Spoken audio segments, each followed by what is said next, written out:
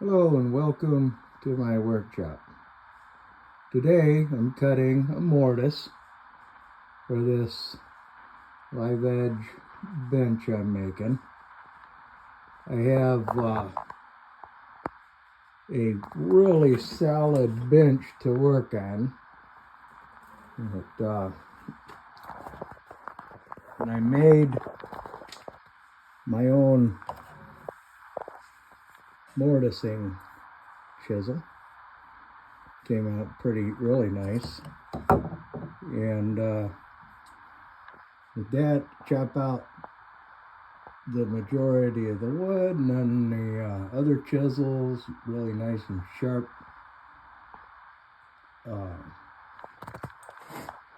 I used this to make sure that the sides are nice and straight and parallel and stuff.